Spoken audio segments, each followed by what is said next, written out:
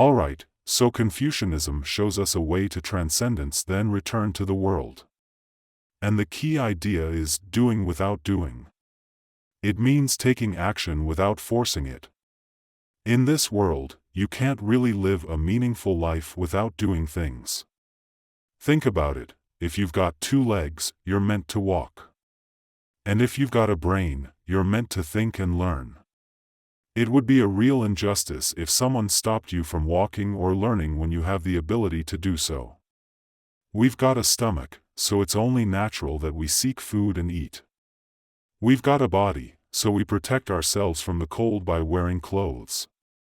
Eating, dressing, thinking, walking, all of these involve taking action. A life without taking action just isn't fulfilling. So, what does it mean to do? It's as simple as the word itself, doing. But here's the real question: how should we approach our actions? Confucianism captures it with the phrase, doing without doing. But what does that even mean? Well, it's the opposite of doing with a purpose. In our everyday lives, if we haven't reached a state of transcendence, we usually have a specific goal in mind when we do things. But what's the deal with having a purpose? It means we have objectives and targets for what we're doing. We tend to view our current actions as a means to achieve some other end. That's what doing with a purpose is all about. But then there's doing without doing. It's a mindset where we don't see our current actions as just a means to some other goal. Instead, we do things because they're the right things to do, they hold their own value, and they have their own purpose. They're not just stepping stones to another purpose. This kind of action is what doing without doing is all about. We do things because they need to be done, not doing them would be morally wrong. In this kind of life, failure doesn't exist. We do different things because they're the right things to do, not because they'll benefit us personally. It's not about that. Let's take an example. Imagine I'm Wang Defeng, and I discover that the Yangpu district in Shanghai has a lot of people but lacks proper medical care. Let's say there are only 2 hospitals in Shanghai, Huashan Hospital and Zhongshan Hospital, and they can't meet the healthcare needs of the Yangpu district, which has a large population and limited medical resources. So, I decide to open a hospital. I start the hospital, but because I have no knowledge of economics, finance, management, or running a business, I can't keep it going. After 6 months, I can't even pay the salaries of the doctors and nurses, so I have to close it down. Now, did I fail? No, I didn't fail because during those 6 months, I did something important. What did I do? I provided medical care and saved lives. And what impact did it have? It made others realize that there should be a hospital here. So, capable people stepped up without hesitation, and as for me? I willingly stepped aside. I didn't fail. Can we revisit this Confucian principle and discuss it with our young people? What does it truly mean to lead a life without failure? The answer lies in understanding that the pursuit itself carries inherent value, worth, and purpose. Regardless of our awareness that the outcomes may not be in our favor, based on our past experiences and knowledge, we continue to strive forward. What is this mindset called? It is the willingness to undertake the unachievable. This embodies the very spirit of Confucianism, a harmonious blend of transcendence and immanence. After exploring Confucianism, let's now turn our attention to Taoism and how it offers guidance for an alternative path. This can be encapsulated in the phrase, action through inaction. However, it is important to approach this concept cautiously when discussing it with foreigners, as it may initially surprise or confuse them. They might inquire, "What do you mean? Are you suggesting that by doing nothing, you are actually accomplishing everything? How does that make sense?" To clarify, we explain that when we, as Chinese individuals, speak of action through inaction, it does not imply complete passivity. Rather, it refers to acting in a way that is natural and spontaneous, free from contrivance or force. Nonetheless, comprehending this notion can still pose challenges. After all, aren't all actions ultimately carried out by individuals? How can an action not be ascribed to human agency? This line of questioning often leads to an impasse, preventing further exploration and making it difficult to find common ground. The term Ren Wei, which denotes human agency, consists of two Chinese characters that, when combined, form another word. What word is that? When Ren Wei is amalgamated, it creates the Chinese character Wei, which conveys the meaning of fake or artificial. Taoism opposes Ren Wei because it rejects artifice and pretense. Why are artifice and pretense deemed undesirable?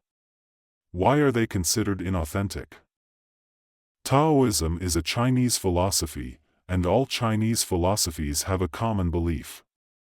Even though Confucianism and Taoism have their differences, they both agree that nature and humanity are interconnected.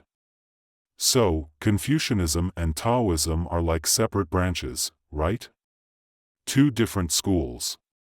But why the distinction? It's because they emphasize different aspects. Confucianism puts its main focus on humanity, while Taoism directs its attention towards nature. According to Taoism, human happiness is innate, while the troubles and sorrows we experience are often caused by our own actions, or Ren Wei. That's how Taoism sees life. Happiness comes from heaven, but the challenges, pains, and problems we face are a result of our own doings. So, based on this idea, Taoism encourages us to simplify and get rid of unnecessary stuff. It's like a less is more approach. We want to reduce artificial influences and strive for purity. They call it simplify for the sake of the Tao, always trying to minimize. We want to minimize the negative effects of artificial things. What do we minimize? The impact of artificial factors.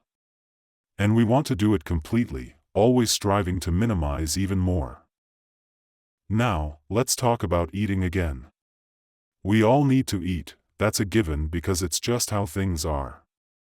The way things work, we're all equipped with stomachs. But imagine if someone without a stomach insisted on eating. That wouldn't make sense, right? Eating is something we have to do because we have stomachs. So, the act of eating is part of the natural order. But here's the question, how should we eat? This is where Taoism comes in. If you insist on only eating fancy French cuisine or gourmet delicacies and turn your nose up at anything else, that's getting artificial. Taoism teaches us to appreciate simplicity and not get caught up in unnecessary demands. I've got this friend, really interesting and close to me. One day, he tells me, I'm taking 6 different health supplements every day now. And I'm like, why? He goes on to passionately explain why each of those 6 supplements is a must-have. After listening to him, I start feeling a bit uneasy. I'm thinking, maybe I should also jump on the 6-supplement train starting today, no turning back. It seemed like a big deal, you know, this whole health supplement thing. Then, out of the blue, I remember this ancient Chinese philosopher from way back called Li Zi, 4th century BCE. He said something like, life does not endure simply because it is valuable, and the body does not become strong merely because it is cherished. Look at our kids back in the days of one-child policy. They're born as the only child, and the whole family revolves around them, protecting and cherishing them like crazy.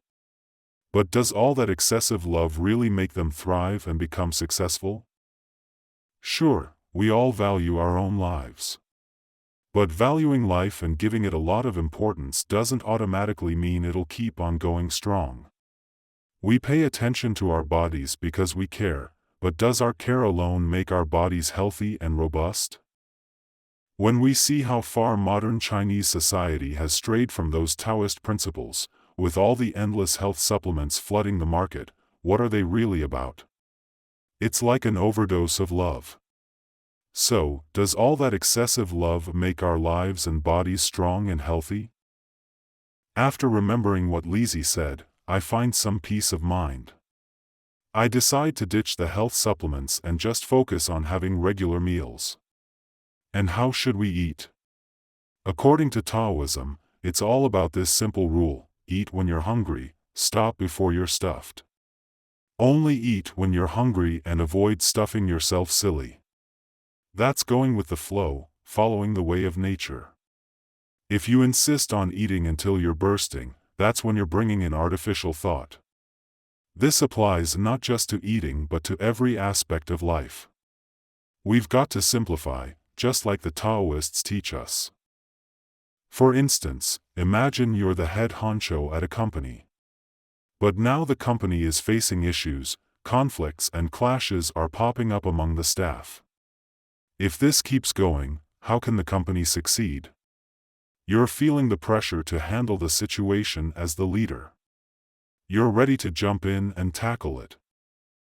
But hold on, take a moment, and think about Taoism. What's the first step? You gotta remove yourself from the conflicts and disputes. Completely step aside. What does that mean? In the midst of all those clashes and contradictions, get rid of any personal biases or influences completely and thoroughly. Then, watch how the situation unfolds. Eventually, when you realize it still needs to be dealt with, go ahead and handle it. Now, the timing for taking action is just right, and the way you handle it is in line with the natural order. This is a Taoism principle called Wu Wei. The first step of Wu Wei is to step back, making sure there's no personal bias involved in the troublesome matter. It's a crucial step that you gotta take. So, in Taoism, where exactly is this way of heaven? It's not like it's written in the sky for everyone to see. So, how do you actually understand it? Well, according to Taoism, the only way to grasp the way of heaven is by stripping away all the artificial things and unnecessary factors. Once you've completely cleared them out, that's when you'll see the way of heaven. And when you do, you simply go with it and act accordingly. They call this Wu Bu Wei, and trust me, its effects are way beyond what you'd expect. When we delve into Taoism and read Laozi's 5th century BCE, Tao Te Ching, and Zhuangzi's 3rd century BCE works, we quickly realize that they never flat out tell us what the way of heaven is because it's not something that can be easily explained. Take the first line of the Tao Te Ching, for example: the Tao that can be told is not the eternal Tao. What's that all about? Well, you can talk about the Tao, sure, but as soon as you put it into words, it's no longer the real deal. In other words, Laozi is telling us that the Tao can't be fully expressed or explained in words. You can only say what the Tao is not what it actually is. Once you start trying to define it, it loses its true essence. You can only say what it's not. What does that mean? It means you gotta strip away all the artificial stuff completely. It's not this, not that. It's like a process of elimination, where you thoroughly get rid of all the unnecessary stuff, and then the way of heaven will naturally reveal itself. So, what's the deal with Laozi's, Tao Te Ching, and Zhuangzi's works? They teach us the method of subtraction. So, from now on, when you're reading the Tao Te Ching or Zhuangzi's writings, keep this in mind. Don't expect them to spell out exactly what the Tao is. Instead, focus on seeking guidance on how to practice the art of subtraction. That's the key to reading Laozi and Zhuangzi. Hey everyone, I believe I've achieved something in a short amount of time. If you all trust me or understand what I'm saying, I've managed to introduce you to the world of Taoism quickly. Now, it's up to you. You gotta study the teachings of Laozi and Zhuangzi, grasp the method of subtraction, and actually apply it in your life. Once you become skilled at practicing subtraction, your actions will naturally align with the way of heaven. They call it Wu Wei, where things happen effortlessly. Feeling a bit more confident now, huh? Many scholars talk about Taoism, but the key is to start off on the right foot. If you don't enter through the proper gate, the harder you try, the more you'll stray. That's the essence of Taoism, the concept of Wu Wei or non-doing. When we do things, let's not impose our own artificial goals, intentions, or expectations. Get rid of them. What does it mean to have the best life? It means living without specific targets. Don't set your own goals. The natural order of things has already mapped out the path for your life. If you go with the flow, happiness will come naturally. How different is this from our modern culture? It's a world apart. These days, whenever we attempt to do something, what happens? Either we don't do it at all, or what comes next? We immediately set clear goals, figure out the steps, and relentlessly pursue them, all driven by human effort. So much for the teachings of Taoism. Now let's dive into Buddhism.